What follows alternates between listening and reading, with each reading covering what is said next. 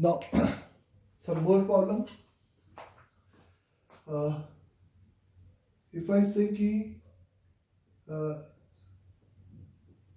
ए Z one plus B Z two के mod का whole square plus is the B Z one minus A Z two के mod का whole square इस equivalent क्या होगा? This is a simplified value where a and b are belonging to the real number and z1 comma z2 are belonging to the complex number. तो यहाँ पर आपको इसको सिंप्लीफाइड करना है इक्वल के साथ कि ये इक्वलिटी में क्या होगा. तो आप इस एक्सप्रेशन को ऐसे फील करोगे कि ये सम ऑफ द कॉम्प्लेक्स नंबर के मैग्नीट्यूड का होल स्क्वायर लिखा हुआ है और सिमिलरली ये भी difference of the complex number के मैग्नीट्यूड का होल स्क्वायर. और हमें पता है कि ये जो मॉडुलस है वो सम ऑफ द कॉम्प्लेक्स नंबर या difference of the complex number में इज डायरेक्टली डिस्ट्रीब्यूट नहीं होता है. तो उसके लिए आपको एक सिंपल सा फॉर्मूला बताया गया है. इज अ सिंपल कि कोई भी दो कॉम्प्लेक्स नंबर है z1 और z2, तो z1 प्लस आयोटा z2 का whole square is equivalent to the mod of z1 का स्क्वायर मॉड ऑफ z2 का स्क्वायर प्लस यहाँ पे z1 z2 बार प्लस z2 z1 बार. इस तरीके से आप मेरे से बोल सकते हो. या आपको z1 माइनस z2 के मॉड का whole square is equivalent to the mod of z1 का square plus mod of z2 का स्क्वायर इज माइनस का z1 z2 बार प्लस z2 z1 बार. इस तरीके से बोल सकते हो. कुछ लोग ऐसा सोच सकते हैं कि रियल नंबर a और b अगर रियल नंबर है और उसके मॉड का होल स्क्वायर यानी कि सिंपल a प्लस b का होल स्क्वायर यानी कि a square plus b square plus 2ab हो जाता था. लेकिन ऐसा कब? जब a और b आर रियल नंबर है. लेकिन इज द मॉड का whole square is simple whole square is equal is simply जब आपका इज यहाँ पर a और b क्या है? Real number. तो ये बात भी एक इंपॉर्टेंट है कि मॉड z का square is not equivalent to the z square. ये अलग है और ये अलग है. मॉड z का यानी कि z की डिस्टेंस का होल स्क्वायर और z स्क्वायर एक कॉम्प्लेक्स नंबर होगा. अगर तुम x plus iota y consider करते हो, z को x plus iota y consider करते हो, तो लेफ्ट हैंड साइड इसका आपको दे रहा है x square plus y square, जबकि राइट हैंड साइड आपको रिप्रेजेंट कर रहा है इसका होल स्क्वायर यानी कि binomial expansion x square minus y square 2xy iota. ये एक कॉमन मिस्टेक यहाँ पर हो सकती है. ये एक कॉमन मिस्टेक यहाँ पर सिंपली हो सकती है. अंडरस्टैंड सभी को? तो यहाँ पर आपको इस प्रॉपर्टीज को यूज करके आप इसको लिख सकते हो कि a z1 के मैग्नीट्यूड का स्क्वायर प्लस b z2 के मैग्नीट्यूड का square plus first complex number a z1 दूसरे का conjugate product of the numbers का कॉन्जुगेट इंडिविजुअली डिस्ट्रीब्यूट किया. b एक रियल नंबर तो z2 का कॉन्जुगेट प्लस इसका कॉन्जुगेट यानी कि a bar into z1 plus b z2 plus यहाँ पर आपने इसको लिखा b z1 के मॉड का whole square plus a z2 के मॉड का होल स्क्वायर माइनस के साथ b z1 इंटू इसका conjugate a z2 bar plus इस b z1 का कॉन्जुगेट a z2. ये पूरा और ये पूरा आपका यही का यहीं पे मर गया. a b ये पूरा और यहाँ पर आपने प्रोडक्ट को अलग अलग डिस्ट्रीब्यूट और mod a square simply a square हो गया क्योंकि a एक रियल नंबर है. तो मॉड z1 का square plus b square mod z2 का whole square plus b square mod z1 का स्क्वायर. z क्योंकि कॉम्प्लेक्स नंबर है तो उसका भले मॉड का स्क्वायर यानी कि not simple square plus is the a square into mod z2 का होल स्क्वायर। और इस चार टर्म्स को आप इजिली यहाँ पे क्या कर सकते हो, फैक्टराइज कर सकते हो। ए स्क्वायर बी स्क्वायर, इसमें से ए स्क्वायर कॉमन निकालो तो मॉड z1 का स्क्वायर प्लस मॉड z2 का होल स्क्वायर। इस तरीके से आपका ये सिंपली सिंप्लीफाइड वर्जन हो जाएगा इस पूरे का। अंडरस्टैंड यहां तक अच्छे से सभी को। फिर अगर अपन बात करते हैं यहाँ पे सिंपली, अगर अपन को कहा जा रहा है कि find the value of 9z1 plus is the 4 iota of z2 का होल स्क्वायर, इस पूरे का whole square is a plus is a 4z1 is a plus का iota over is a 9 या 9 iota over z2 के mod का whole square का सम चाहिए। 9z1 plus 4 iota z2 plus 4z1 plus 9 iota z2 के आपको क्या चाहिए, स्क्वायर वैल्यू चाहिए, सम ऑफ द स्क्वायर का सम। तो इसके सम को यहाँ पे आपको कैलकुलेट करने के लिए आपका प्रोसीजर करने का सिंपल सा तरीका क्या होना चाहिए, आपको यहाँ पर आप फिर से a प्लस आयोटा b का होल स्क्वायर लगाओगे। 9 यानी कि 81 मॉड z1 का स्क्वायर प्लस इसके मॉड का स्क्वायर, 4 का मॉड मल्टीप्लाई में मॉड अलग अलग कर सकते हो 16, आयोटा का मॉड 1 मॉड ऑफ z2 का होल स्क्वायर प्लस 9z1 इसका कॉन्जुगेट, तो इनटू में 4 मल्टीप्लाइड बाय माइनस आयोटा और z2 का conjugate plus is a plus 4 iota into z2 into 9 into z1 का conjugate plus 16 into mod z1 का square 81 iota का square mod z2 का whole square plus यहाँ पे 4z1 इंटू इसके conjugate को लिखोगे और इसका कॉन्जुगेट यहाँ पे कितने के बराबर हो जाएगा, मल्टीप्लाइड में माइनस का 9 आयोटा इंटू z2 का कॉन्जुगेट और यहाँ पे plus is a plus, simply यहाँ पे आप लिखोगे 4z1 का conjugate into 9 iota z2। Understand सभी को। तो इस यहाँ पे z2 का कॉन्जुगेट z1 का कॉन्जुगेट 9 4 ये भी माइनस और ये भी माइनस में आ गया, तो थोड़ा सा अपन को यहाँ पर इस कैलकुलेशन पार्ट में मान लेते हैं ये डिफरेंस पूछा गया है, तो ये आपका माइनस हो जाएगा, ये यहाँ पे माइनस लगाकर ऐसे ब्रैकेट लगा दिया, सीधी सी बात है ना। क्वेश्चन में थोड़ा सा चेंजेस कर दिया जिससे कि ये थोड़ा सा कट जाए, ये कट जाए, ये पोर्शन यहाँ से कट जाए, 18 में से 16 चला जाएगा, तो this is equivalent to the, यहाँ पे आपका कितना हो जाएगा बच्चे, ऐसा 75 70 नहीं, क्यों 75 क्यों भाई, 11 में से 6 गया 5, 7 में से 1 गया is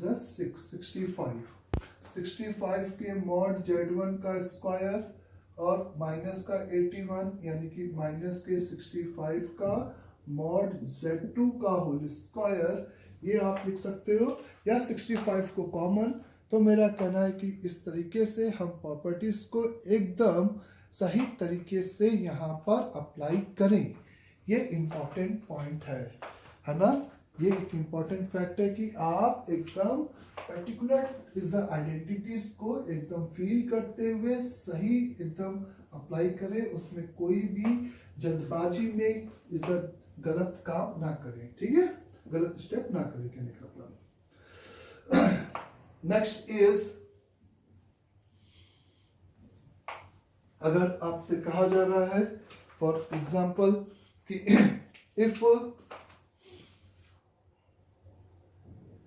mod of z1 is equal the mod of z2 is equal to mod of z3 is equal to mod of z1 plus z2 plus z3 is equal to 1 है, then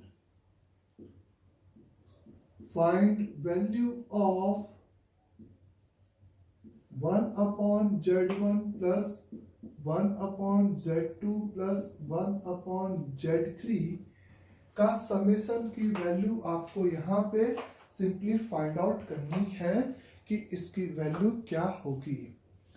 तो mod z1 plus mod z2 plus mod z3 is equal to, आपको इस चारों की value 1 दे रखी है और आपको इसकी वैल्यू इसे अप्लाई करनी है। तो reciprocal of the complex number और उसका जब मैग्नीट्यूड गिवन है, ध्यान से सुना, reciprocal of the complex number और जब उसका मैग्नीट्यूड गिवन है, तो चूंकि किसी भी कॉम्प्लेक्स नंबर का अगर आपको मैग्नीट्यूड गिवन है तो आप बोथ साइड स्क्वायरिंग कर सकते हो, और जब आप स्क्वायरिंग कर सकते हो किसी भी कॉम्प्लेक्स नंबर के मैग्नीट्यूड का बोथ साइड स्क्वायरिंग कर सकते हैं, और z के मॉडुलस के स्क्वायर को हम लिख सकते हैं z into z bar is equal to r square. तो यहाँ पे 1 upon z is equal to the z bar divided by r square. ये एक तरीका आप अप्लाई कर सकते हो रेसिप्रोकल को ऊपर ले जाने के लिए। सिंपली इसी के कॉन्जुगेट से ऊपर नीचे मल्टीप्लाई कर दिया, क्योंकि यहाँ पर आपको इसका मैग्नीट्यूड गिवन था। तो जिसकी आपको वैल्यू निकालनी है उसमें 1 upon reciprocal of the complex number, simply z1 का कॉन्जुगेट अपॉन, चूंकि इसका मैग्नीट्यूड 1 है तो r की वैल्यू यहाँ पे 1 है तो ये इसके बराबर हो जाएगा, प्लस ये z2 का कॉन्जुगेट प्लस z3 का कॉन्जुगेट के बराबर होगा। z1 plus z2 plus z3 के इंडिविजुअल कॉन्जुगेट के सम के ये एक्सप्रेशन आपका इक्विवेलेंट होगा। फिर आप यहाँ पर ये बोल सकते हो कि जैसे इंडिविजुअल कॉम्प्लेक्स नंबर का magnitude is the conjugate is simply equivalent to the z1 plus z2 plus z3 के होल कॉन्जुगेट के बराबर होगा। ये बात समझ में आई होगी। और फिर एक बेसिक सी प्रॉपर्टीज कि किसी भी, या चाहे कोई भी सम ऑफ द कॉम्प्लेक्स नंबर हो चाहे कोई भी कॉम्प्लेक्स नंबर हो, उसके कॉन्जुगेट का मॉड उसी के मॉड के बराबर होता है। तो यानी कि आप सिंपली मेरे से बोल सकते हो कि ये z1 plus z2 plus z3 के सम के ऊपर से कॉन्जुगेट हटा दिया, क्योंकि ये मैग्नीट्यूड की बात हो रही थी। सिंपल सी बात है। और इसकी वैल्यू आपको 1 दे रखी है, इसलिए इसका आंसर सिंपली यहाँ पर क्या हो जाएगा बच्चे, इसका सिंपली आंसर यहाँ पे 1 के बराबर ये आपका कैलकुलेट होगा। 1 के बराबर इस तरीके से आप सिंपली कैलकुलेट कर सकते हो इस बात को यहाँ पे। Now the next problem is simple similar जैसा कि इफ अपन को दे रखा है mod z1 is equal to 1, mod z2 is equal to the 4 and mod या 2 mod z3 is equal to 3 and mod of z1 plus z2 plus z3 is equal the 1, then find value of is z2 z3 plus 4 into z1 z3 plus 9 into z1 z2 का whole magnitude की आपको value चाहिए। तो z2 z3 plus 4 z1 z3 plus 9 z1 z2 ये combination ऊपर दिए गए इस प्रॉब्लम से अगर आप मैच करो तो 4 9 2 का स्क्वायर 3 का स्क्वायर यानी कि r का स्क्वायर है। तो आप अगर सिंपली इस ब्रैकेट में से जिसकी वैल्यू निकालनी है उसमें से अगर आप यहाँ पे मैनिपुलेट करो z1 z2 z3 को कॉमन निकाल दो तो ब्रैकेट के साथ ये हो जाएगा 1 upon z1 plus 4 upon z2 plus 9/Z3। बोले बच्चे 1 2 3 और ये पूरे ग्रुप में इस मॉड को हम डिस्ट्रीब्यूट कर सकते हैं। तो this is equivalent to the mod of Z1 1, mod of Z2 2, mod of Z3 3 into सब में मॉड को अलग अलग नहीं कर सकते, तो ये 1/Z1 4/Z2 प्लस 9/Z3 ऐसा लिखा जा सकता है बच्चे का। फिर आप यहाँ पर सिंपली मेरे से कह सकते हो कि 1/Z1 यानी कि Z1 का बार हो जाएगा, 4/Z2 आप दोनों तरफ स्क्वायरिंग करोगे तो 4/Z2, Z2 का बार हो जाएगा, तो ये 1 मल्टीप्लाइड बाई 2 मल्टीप्लाइड बाई 3, तो Z1 का बार प्लस Z2 का बार प्लस Z3 का बार ऐसा लिखा जाएगा। फिर से आप वही सेम तरीका, क्योंकि आपको इंडिपेंडेंट ऑफ कॉन्जुगेट का मैग्नीट्यूड दे रखा है, तो ये 6 multiplied by Z1 plus Z2 plus Z3 के मैग्नीट्यूड के बराबर हो जाएगा। कॉन्जुगेट चढ़ाओगे तो आंसर की वैल्यू 6 आ जाएगी, क्योंकि उसकी वैल्यू आपको कितनी पता है, यहाँ पे सिंपली 1 पता है, तो आंसर की वैल्यू यहाँ पे कितनी आ जाएगी बच्चे, सिंपली 6 के बराबर हो जाएगी। तो इस टाइप से आपको सम ऑफ द कॉम्प्लेक्स नंबर का मैग्नीट्यूड अगर चाहिए और उसके रेसिप्रोकल जैसी चीज दे रखी है, तो आप इस तरह से बेसिक प्रॉपर्टीज लगाकर उसका आंसर यहाँ पे कैलकुलेट करते हो। अंडरस्टैंड यहाँ तक अच्छे से। फिर अगर आप बात करते हो कुछ इस टाइप के क्वेश्चंस की, इफ लेट अज्यूम कि late assume the Z1 minus 2Z2 divided by the Z1 minus का 2Z2 divided by is simply यहाँ पे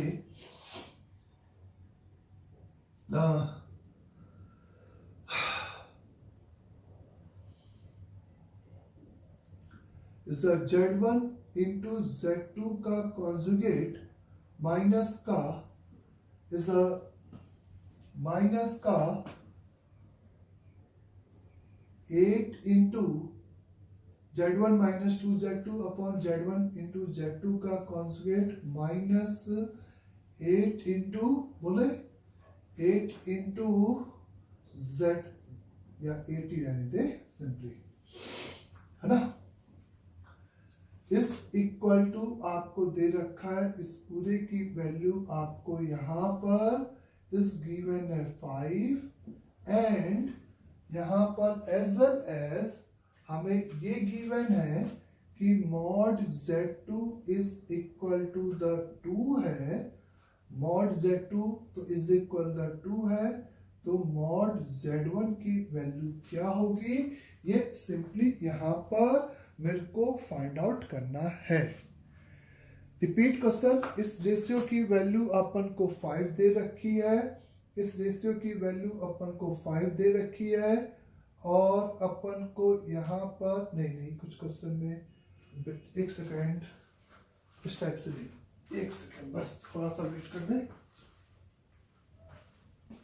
ना, ऐसे नहीं, ऐसे सिंपल सा आपको पहले दिया है, ऐसे समझिए, mod of Z1 minus 4Z2 divided by 4 minus Z1 into Z2 का कॉन्जुगेट की वैल्यू 1 है, and mod of Z2 is not equal to 1 है, then find mod of Z1 की वैल्यू क्या होगी।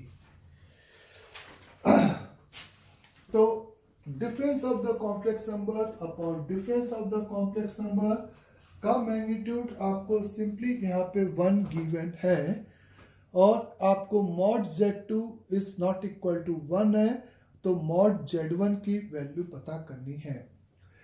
तो ratio of the complex number में हम जरूर मॉड को डिस्ट्रीब्यूट कर सकते हैं, लेकिन difference of the complex number में हम मॉड को डिस्ट्रीब्यूट नहीं कर सकते। अंडरस्टैंड यहाँ तक सभी को अच्छे से।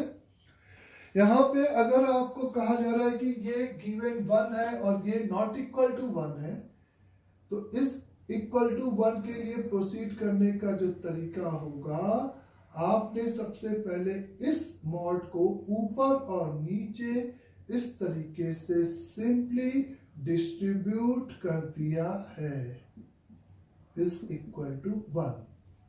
तो सिंपली यहां पर z1 माइनस 4z2 का mod is equate with 4 minus z1 into z2 के बार के बराबर होगा। अगर ये इसके बराबर है तो इसका स्क्वायर इसके बराबर होगा, क्योंकि डिफरेंस ऑफ द मॉड को अगर हमें इक्वल के साथ सिंप्लीफाइड करना है तो उसके स्क्वायर को हम जनरली करेंगे हमेशा। तो यहाँ पे मॉड ऑफ z1 का स्क्वायर प्लस इसको लिख सकते हो 16 इंटू मॉड ऑफ z2 का स्क्वायर, बीच में माइनस है तो माइनस को रखते हुए यहाँ पे सिंपली इसका यानी कि z1 इंटू इसका कॉन्जुगेट 4 का कॉन्जुगेट 4 और z2 का बार प्लस z1 का कॉन्जुगेट इंटू 4 का z2, ये इसका एक्सप्रेशन की वैल्यू होगी।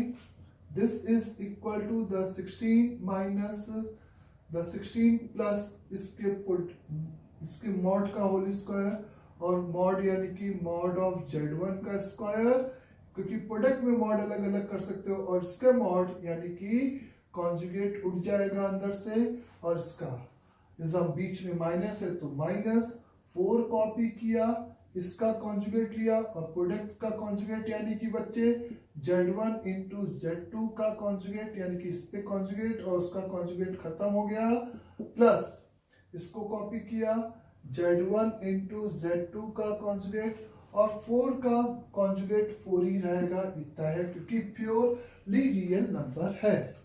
और ऐसा करने से ये और ये आपके यहीं पे ब्रैकेट सिंपली क्या हो गया बच्चे, मर गए। तो आप जब इसी को सिंप्लीफाइड अगर करते हो तो आपको क्या मिलता है, यहाँ पे मॉड z1 का स्क्वायर मॉड z2 का whole square is a minus 16 into mod z2 का square is a minus mod z1 का स्क्वायर प्लस का 16 इज इक्वल टू 0। इसको और फैक्टराइज करते हो तो ये मॉड z1 2 का स्क्वायर कॉमन निकाल दोगे तो मॉड z1 स्क्वायर माइनस का 16 इंटू मॉड z2 का स्क्वायर माइनस का 1 इज इक्वल टू द 0। और ये फैक्टर आपका 0 नहीं हो सकता, ये क्वेश्चन में दे रखा है, यानी कि यही चीज 0 होगी और यही चीज 0 से आप मेरे से बोल सकते हो mod z1 is equal to 4 आएगा। तो यहाँ पर आपने सिंपल इस बेसिक प्रॉपर्टीज का यूज किया और इस तरीके से प्रोसीड करते चले गए, और प्रोसीड करने के बाद आपने इस तरीके से आंसर निकाल दिया। आई बात समझ में यहाँ तक सभी को? Now the next problem is, suppose आपको मैंने लिखा है इफ इसी का अपोजिट केस ऐसे, if mod z is equal to then find the value of is a mod of z minus का 4 iota upon iota into z bar minus का 1 and also independently the z bar plus का 4 iota is divided by iota into z minus का 1। इन दोनों की आपको simply यहाँ पर क्या पता करना है, वैल्यू पता करना है कि क्या होगी, जबकि z का मैग्नीट्यूड यहाँ पर किसके बराबर है, सिंपली 2 के बराबर है। अब अपन इसको कुछ स्क्वायरिंग वगैरह करके सिंप्लीफाइड ना करें, क्योंकि अपन को इस पूरे रेशियो की सिंपली क्या चाहिए, वैल्यू चाहिए, है ना। तो पहले वाले के लिए अपन बात कर रहे हैं, पहले मॉड z बराबर 2 है, यानी कि z इंटू जेड का कॉन्जुगेट की वैल्यू 4 है, ये पक्का हो गया। यहाँ पे मॉड z बराबर 2 है तो z इंटू जेड का कॉन्जुगेट की वैल्यू 4 के बराबर होगी। तो आप देखो इसका जुगाड़ में इस z के कॉन्जुगेट की जगह पे आप क्या रख सकते हो, 4/z। तो now this ratio is become z minus का 4 iota upon iota into this is equal to the 4 divided by z minus का 1। दिस इज z यहाँ पे जाएगा मल्टीप्लाई में जाएगा z इंटू जेड माइनस का 4 आयोटा अपॉन 4 आयोटा माइनस का z का कॉन्जुगेट। ये और ये ब्रैकेट मर जाएगा, मॉड के अंदर सिंपली माइनस z आएगा और माइनस z का मैग्नीट्यूड मॉड z होगा और मॉड z अपन को 2 दे रखा है, तो आंसर की वैल्यू सिंपली यहाँ पे 2 के बराबर हो जाएगी। आंसर सिंपली यहाँ पे किसके बराबर हो गया बच्चे? 2 के बराबर हो गया। ये बात सभी को क्लियर अच्छे से? फिर यहाँ पे अगर अपन को दे रखा है कि दिस इज ऐसे, इसकी वैल्यू पता करो, तो z bar plus 4 iota into iota का z माइनस दिस। तो सिंपली मैंने फिर से एक z बार को, ध्यान देना बच्चों, एक z बार को रिप्लेस किया 4 बाई z के साथ। z बार प्लस 4 आयोटा कहीं पे भी is iota into 4 upon z minus का आयोटा माइनस का 1, सॉरी ऐसा लिख सकते हो। z मल्टीप्लाई में ऊपर चला गया, z bar plus 4 iota upon this is equal to the 4 iota minus का z होल का मॉड हो गया। अब आप क्या कर सकते हो यहाँ पे कि इस, अभी तो ये ऊपर नीचे मरा नहीं, तो z into z bar plus 4 iota upon is the 4 iota minus का z का इस तरीके से बात हो रही है।